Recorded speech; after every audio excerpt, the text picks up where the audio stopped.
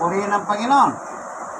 Kaya tatandaan po natin, in time of crisis, ang crisis, yung mga kalamidad, kagaya ng iba't ibang mga kalamidad na nangyayari sa ating paligid, crisis yun. Kaya dapat ipatuto sa mga tao, walang iba kundi si Jesus. Okay, basahin ko muli ha. Lucas 21:11. Magkakaroon ng malalakas na lindol. Yan. Sa verse 13, ito ang pagkakataon ninyo upang magpatuto tungkol sa akin. Sabi ni Jesus. Ito yung panahon na nangangarap po siya sa ibabaw ng lupa. Ang tanong, bakit natin ipatutuo si Jesus? Kasi po alam nyo, hindi si Jesus lang ang makakatulong sa atin. Hindi mga santo o mga santa ang makakatulong sa atin. Ang makakatulong sa atin ay ang ating Panginoong Jesucristo. Kasi ang Jesus pong ito sa Biblia, ito po yung anak ng Diyos. Ang anak ng Diyos na buhay. Siya po ang representative ng Diyos dito sa lupa. Para saan? Para turuan tayo. Warningan tayo.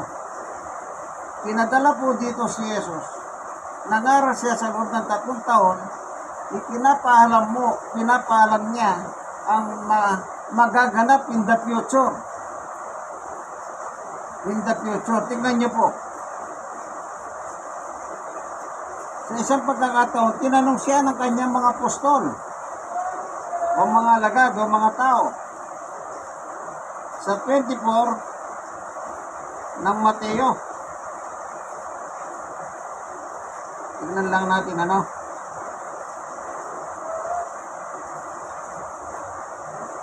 Ang sabi dito, chapter 24 ng San Mateo. Pati ibla ng Biblia dahil umuulan, nagkakadikit-dikit, naglalamigan din. Ito. Nasa bundok ng mga olibo si Jesus. Ang binabasa ko po, Mateo 24:3. Nasa bundok ng mga olibo si Jesus. Samantalang siya ay nakaupo roon, palihim siyang tinanong ng kanyang mga alagad, kailan po mangyayari ang mga bagay na ito? Ano po ang magiging palatandahan ng inyong muling pagparito at katapusan ng mundo? Dalawa yung tanong. Tanong, nandito pa siya sa lupa, nangangaral pa, samantalang ang tanong ito. Masahin ko muli, ano po ang magiging palatandaan ng inyong muling pagparito? Isipin nyo. Ibig sabihin, meron na siyang unang pagparito. Kailan nangyari yung unang pagparito? Nang ipinanganak ni Maria. Meron pang susunod? Meron. Yung susunod, hindi natin alam kung kailan yon. Kasi nandito pa siya ng panahon na tinanong siya. Ulitin natin ha. Ano po ang magiging palatandaan ng inyong muling pagparito? Kausap nila. Hindi pa siya umalis sa lupa. Ang tanong nila, yung kanyang muling pagbabalik dito. Kung tawagin naman yan, the second coming. Matagal pa yun. Tingnan niyo po ka-advance ang tanong ng mga taong ito sa panahon niya. Kailan? Nagtatanong sila. Ano pa ang nakalagay? At ang katapusan ng mundo. Ang tanong, hindi pang-karaniwang tanong ito. Kasi kung may kausap ang tao, halimbawa, after 10 years, nagbalik siya sa inyong lugar. Ngayon tatanungin mo, okay lang ka uli babalik? Baka sabihin sa'yo na hindi pa nga ako umalis eh. Gusto mo, pagbabalik na kagad ang usapan? Di ba ganon? Hindi pa nga ako umalis eh. Ang tinatanong mo, yung pagbabalik ko na naman dito? Di ba? At ano pang nakalagay sa pangalawang tanong? At ang katapusan ng mundo. Ang tanong, katapusan ng mundo, in the end of the age. Wakas ng panahon. Oh.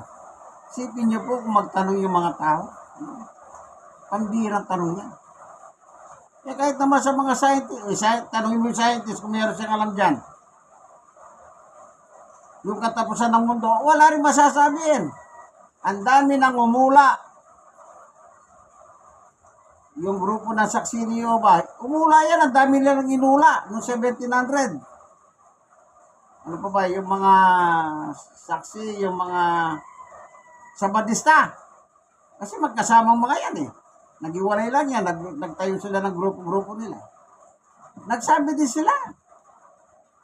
Lahat ng inula nila, hindi nangyari. Sa Basag Pilipinas lang, meron ding umulan yan eh. Alam niyo ba kung sino yung umula? Si Apollo Carreong Kibuloy. Yung sanggang dikit ni Duterte. Na pareho sila nakakulong. Saan nakakulong si Duterte? Sa ICC dahil sa Netherlands. Saan nakakulong si Kibuloy? Sa Pasig. Ngayon, mga 2 days ago, maraming mga news na lumitaw, nababasa sa social media, tsaka manood ka ng balita sa television, nagpadala ng request ang Amerika. Iniingi na nila yung ulo ni Kibuloy. At yan ay pinatutuan ng ambassador natin sa Manila. Si Ambassador Babe Romualdez. Na-interview siya. So, nasa kamay na ng Pilipinas ngayon yung request sa pamagitan ng Department of Foreign Affairs. Yung counterpart niya sa Amerika na Department of Foreign, sa atin, Department of Foreign Affairs, hindi ko lang alam kung ano sa Amerika, nagpadala sila ng request na kailangan na si Kibuloy sa Amerika para pagbayaran yung kanyang kamanyakan. Kaya siya nakakulong dito sa kamanyakan. Ngayon, hinihingi nila para bayaran niya rin sa Amerika yung kanyang kamanyakan. Dahil meron tayong treaty, kung tawagin, tratado. Pag merong inihiling ang Amerika na wanted sa kanila, ibigay. Pag meron naman sa Pilipinas na wanted sa kanila, ay wanted sa atin, nagtago Amerika, ibigay dito sa Pilipinas. Kasunduan yan, hindi pwedeng sirain yan. Kaya, pinaprocess na nila. At ang susundo, yung mga sundalo ng Amerika at ang aeroplano ng Amerika ang dadalhin dito para sunduin si Kibulok. Para panagutan niya yung kanyang kamanyakan sa Estados Unidos. Ang sabi rito sa tanong, ito, babasahin ko bakit ko sinabi tungkol kay Kibuloy? Ito yung sagot ni Jesus sa tanong Sumagot si Jesus, mag-ingat kayo na huwag kayong mailigaw ni inuman. Sa verse 4 sa verse 5, sapagkat maraming paparito sa aking pangalan at magsasabi, ako ang Mesiyas, at marami silang maililigaw. Sa Pilipinas po, isa si Kibuloy ang nagsabi. Siya nagsabi, lahat ng kaluluwa ng tao dadaan sa akin. Yan. Yan ay papel ni Jesus. Nainangkin naman ni Kibuloy. Kaya yung sinabi ng Panginoong Yesus, maraming gagamit sa kanyang pangalan, isa na si Kibuloy ang gumamit sa pangalan ni Jesus na maraming may liligaw, sabi ni Jesus. Hindi ba napakarami nila? Hanggang sa Amerika? Ngayon, nakakulong siya sa kamanyakan at iniingi na siya ng Amerika. Siyempre, tatalima ang Administrasyon Marcos. Kasi meron tayong tratado kung tawagin. Yan ang tanong ng mga alagad noon. Ito pa ang sagot ni Jesus. 6. Makakarinig kayo ng alingaw-ngaw ng labanan at mga balita tungkol sa digmaan. Huwag kayong mabagabag. Dapat mangyari ang mga ito, ngunit hindi pa ito wakas.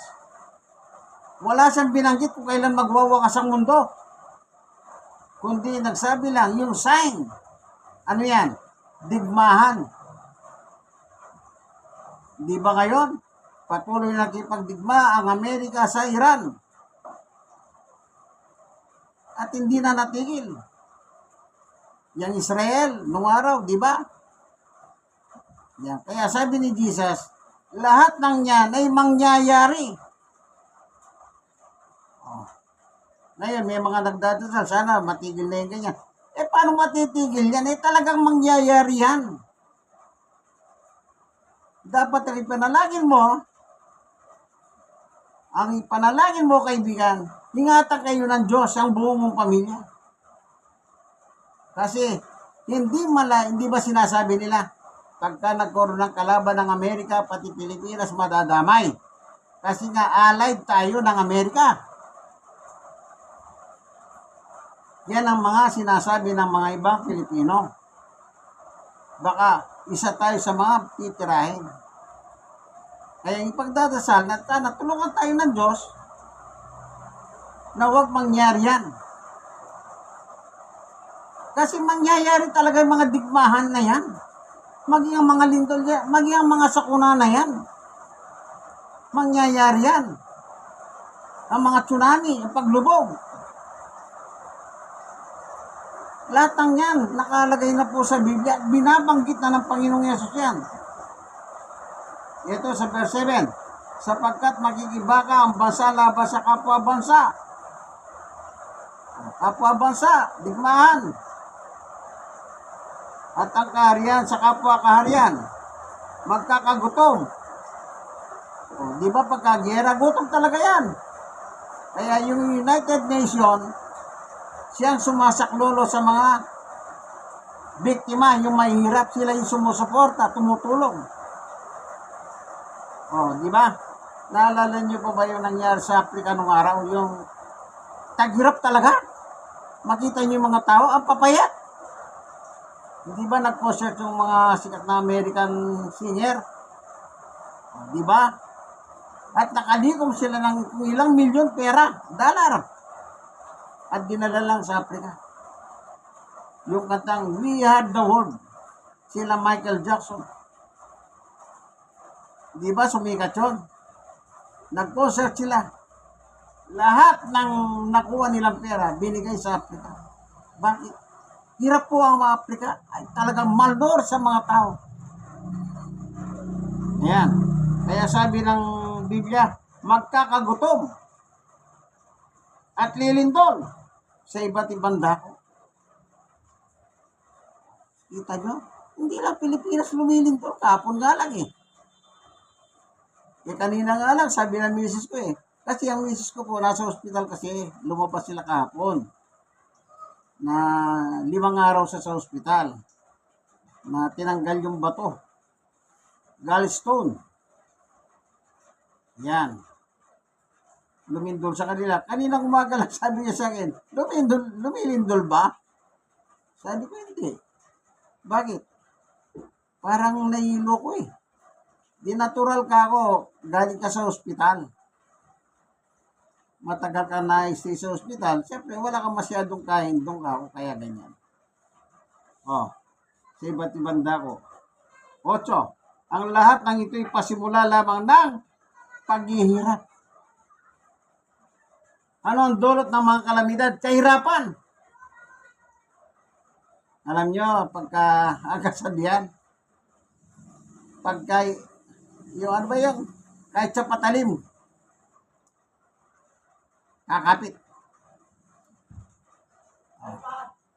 Ganyan ang nangyayari, senaryo po. Hindi ba yung mga nangyari nung nakaraan, yung pandemic, di ba? Yung mga iba't ibang sakuna, makita yung mga tao na sa kalsada, nagpapalimos, naglalagay sila ng karatula sa kalsada na help, para kung may mga aeroplano, makikita ng aeroplano, na itong mga tao ito, kailangan nilang tulong. Yan ang bunga. Yung tanong nila, ito sinagot ni Jesus. Hindi niya sinabi kung kailan magwawakas ang lupa.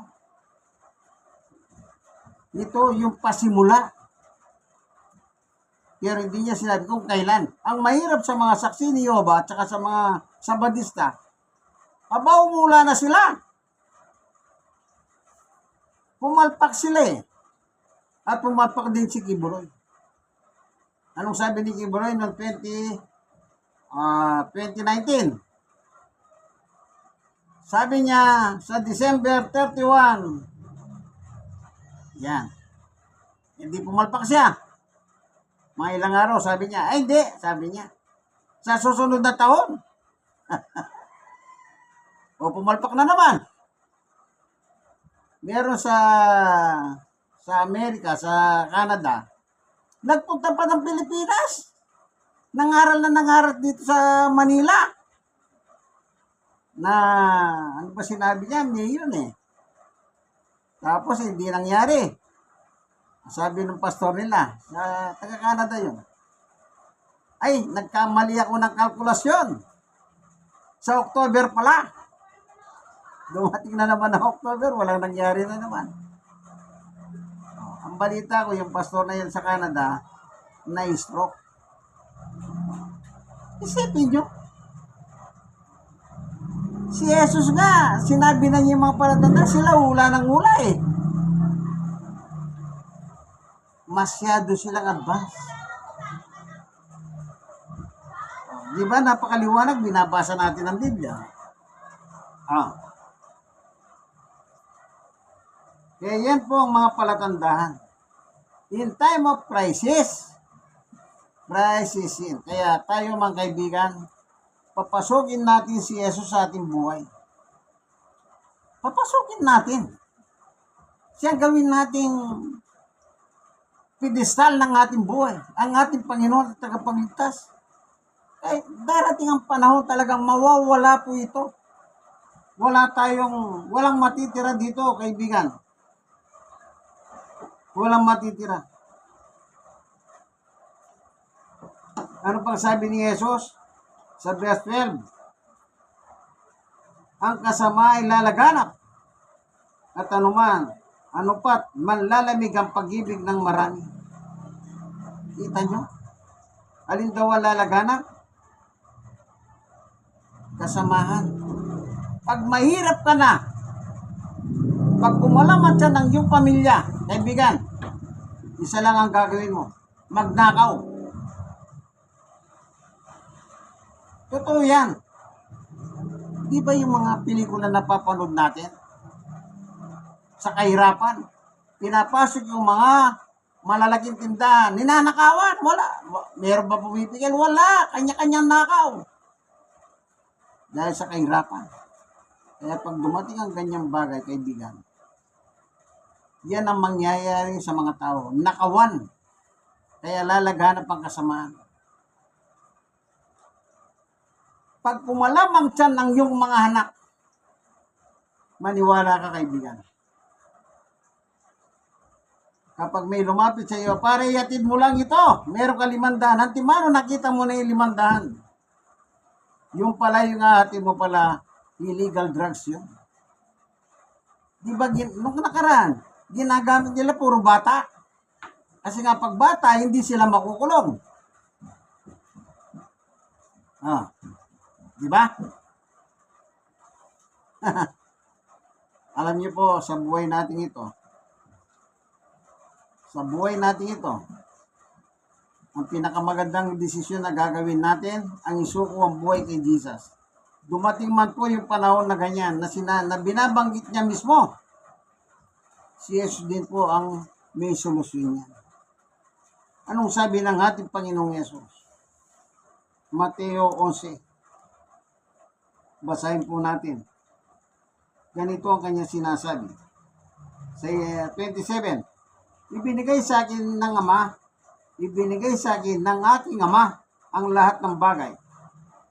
Walang nakakakilala sa anak kundi ang Ama, at walang nakakakilala sa Ama kundi ang anak, at yahong marapating pagpahayagan ng anak. 28, lumapit kayo sa akin, kayong lahat, napapagal at nabibigatan ng inyong mga pasanin, at kayo ipapagpahingain ko.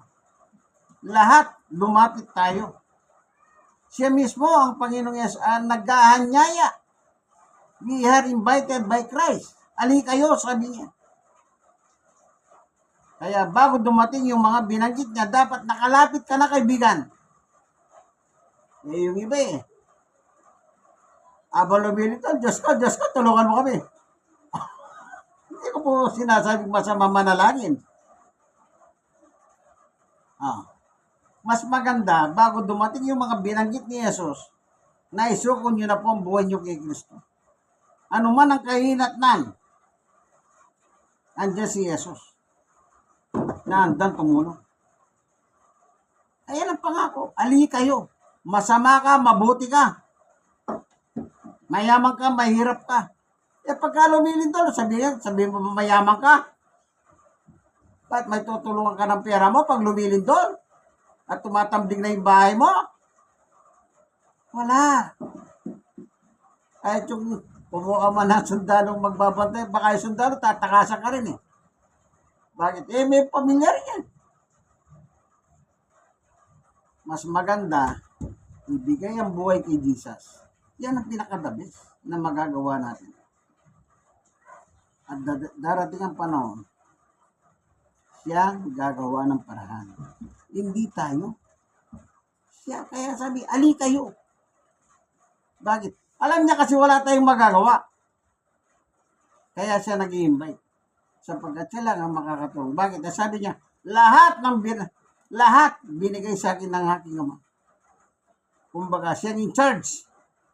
Siya commander-in-chief ng ating spiritual being.